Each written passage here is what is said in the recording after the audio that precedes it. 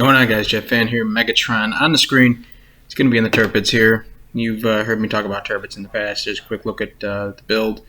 And this is basically set up to be, like I've talked about in the past, it's a under 20-second reload. You have 8.6 kilometer secondaries. I mean, this thing is set up to be a damage dealer. And on top of that, you have the firefighter and the heals. So you got 5 heals, so you're a tank. You have the firefighter, which helps reduce fire chance. Megatron's base perk, like I've said in the past, gives you that good boost. So you basically are not taking as big of a hit with the negative portion of the brawling perk. So I'll add that all up with the extra visibility on torpedoes, and you get basically the Tirpitz that I'm running right now, which is a ship that gets a lot of shells out. The secondaries can do some good damage once you're inside 8.6 kilometers. So all in all, I'd say this is the way Tirpitz is played, or this is Tirpitz at its best, I should say. Now, you're going to see a little bit here. Again, I'm not going to sit here and talk about my build for Megatron. That's in previous videos. I still stand firm on that, where I see that. So I'm just going to basically talk through this game and talk a little bit about strategy. And then we're going to go over some mistakes that I make here as well, because you learn from your mistakes. You got to get better from your mistakes. So Iowa right there, pretty lucky that we didn't absolutely devastate him. He's pretty flat broadside, and those should have been some Citadel shots. Now you see there we're taking damage. Good heal on a Tirpitz, especially with this build. That slot 4 perk with the 2 additional heals, you also it reduces the HP repair party time, and then there's a good shot there on that Iowa. So that was what, 4 standard penetrations and 2 overpens. So again, 6 out of 8 shells are hitting, and I have zero accuracy specs and boosts on this build. So that's basically Tirpitz guns as is out of the box right now. So again, we're going to take another salvo with the Iowa. You see there, it's 19.6 seconds, I believe, or 19.7. So it shows 20 seconds because it's over 19.5, but it's 19.6. So again, we're trying to get into the seat cap here, and you see all the damage we were taking. The way that their team is kind of clumping up here, it's making it difficult for me to basically not be the center of attention and get absolutely punished. Iowa's backing up there. We send a salvo out his way. Again, use the auto aim feature when you can. Sometimes it'll help you out. And again, I was a little frustrated with that shot. 3 overpens and no Citadel shots on an Iowa. That's flat broadside to you. So trying to line them up again here. Trying to aim for that B turret on the front half there. We send another salvo. Only 3 shells get through, and we end up getting the Citadel. So this game gives and takes, right? I mean, you know, we have a good look, good shot opportunity, and we don't get any luck out of it, and then we end up getting a good luck 3 shell hit for a Citadel. New Orleans, for some reason, decides he wants to just park flat broadside, and that's basically a full health New Orleans. That was a full health New Orleans. He's off the board, 3 Citadels, and yeah, we're up to 85,000 damage for 3.5 minutes into the game. Yeah, 3.5 minutes in the game, 85,000, 29 shell hits already. So you're seeing what I'm talking about with the opportunities of getting shells out from these main guns.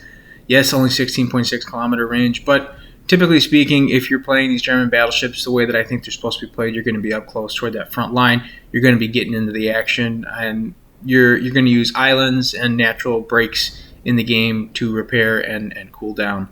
You're going to see that as well. You have to understand that if you're sailing straight in the open water and you're going nothing but straight forward, you're eventually going to outpace your repair party and heal, because when you're constantly being shot at, you're constantly the center of attention. Salvo there out on Iowa. We get a decent chunk there, about, 12K, 4 standard pens. So, again, yeah, it's not the Citadel shots we're looking for. Yeah, it's not the dev strike we're looking for. But, again, without the main gun influence, we're still up to 96,000. We're still doing good, solid damage. And we're still influencing this game because we're forcing that Iowa to go forward behind that island. You know, I mean, he knows that he can't.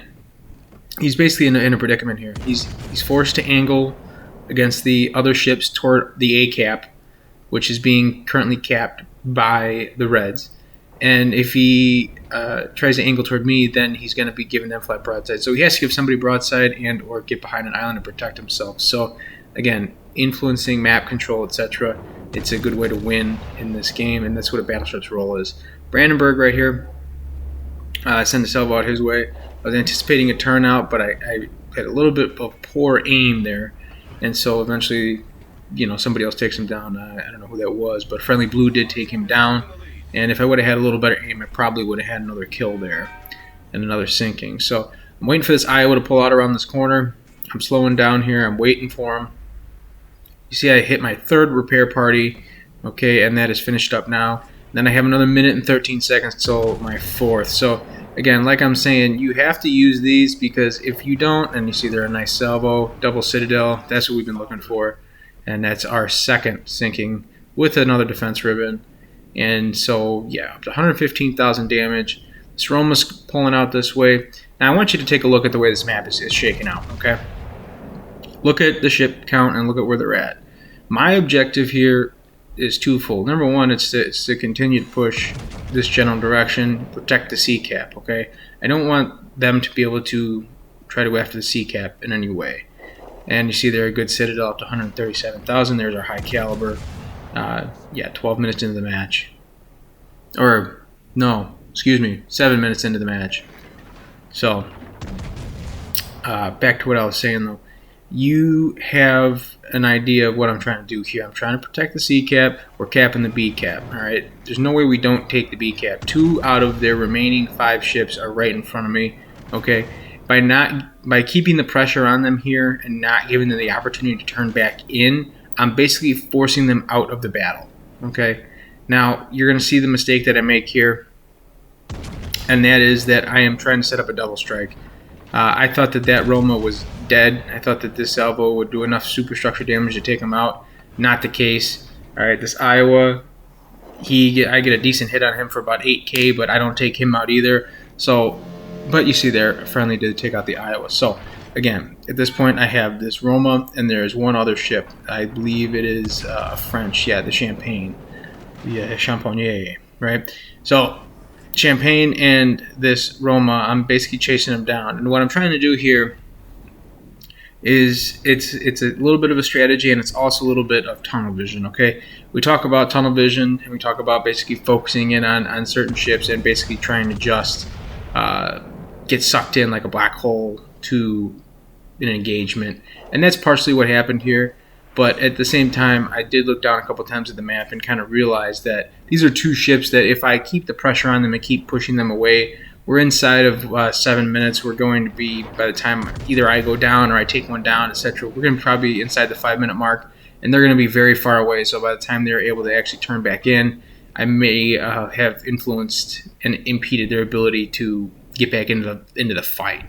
Okay, so that basically leaves all of our friendlies to protect the B and C cap, possibly push A cap, while I'm tying up these 2 battleships. So I'm basically trying to, at this point, I've kind of accepted the fact that I'm going to be going down here. It's just a matter of when, and I'm basically trying to fight a little bit of a delaying action, kind of rear guard look here. So yes, initially I was tunnel visioned and got basically drawn into this position by trying to kill the Roma, take out the Iowa, and then I saw Champagne. But once I was here, I realized that actually it's not the worst play in the world to stay out this way and protect and keep pushing these battleships. Now this Roma's coming back in. Maybe he's kind of realizing what's going on here, and that if he doesn't eventually push toward those caps and try to get back into the fight, that they have 0 chance. Not saying they have much of a chance anyway, because look at the scoreboard, look at the way things are shaking out there. But you have an absolute 0% chance of winning if you're going to sit there in the far back of your spawn in the open sea. So again, we're trying to shoot for the guns. Not my best shot there. And you see the secondaries are opening up and getting some decent damage. Now right here, I need to stop with opening the door so much, as they say, right? Because I opened the door, quote unquote, in the sense that I turned to my starboard side too much. I over adjusted the rudder. That gave that Roma a good enough broadside to get a shot off into me and he ended up taking me out. If I would have waited a little bit more in hindsight and basically kept bow in, I may have been able to take one more of his salvos and then open the door, send the torpedoes out, try to close the door with that last heal. Maybe I would have been able to survive that. I don't know. But again, hindsight is 2020, so that's going to do it for our game.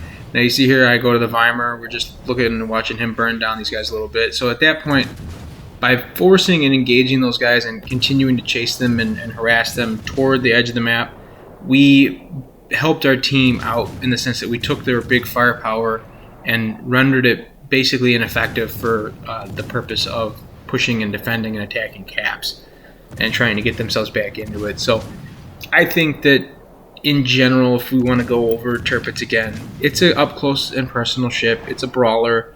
It does its best work when you're basically within 12-ish kilometers. And you saw that again with the salvo that gave us the Citadel in the Iowa. You saw that with the full health to no health on the New Orleans. Now again, New Orleans is not a tanky boat. It is a little more on the fragile side. But my point still remains that even with no dispersion influencers on there, a double secondary setup for 8.6 kilometers, you still can be an effective vessel, an effective boat. And it also gives you a little bit more staying power when you want to be a cap pusher if you so choose. When you're outnumbered and you need to engage multiple targets, having a 19.5-second reload, getting that extra 6, 7, possibly almost 10 seconds faster reload than your enemies does add up over the course of time and does allow you to get more salvos out. And having the 8.6 kilometers does allow you to have your secondaries chime in with the torpedo threat. So you become a much more dangerous ship. So again, that's a quick highlight and just a quick look at Tirpitz. If you guys liked the video, leave it a like and subscribe if you're interested, and we'll see you guys out on the high seas. Take care.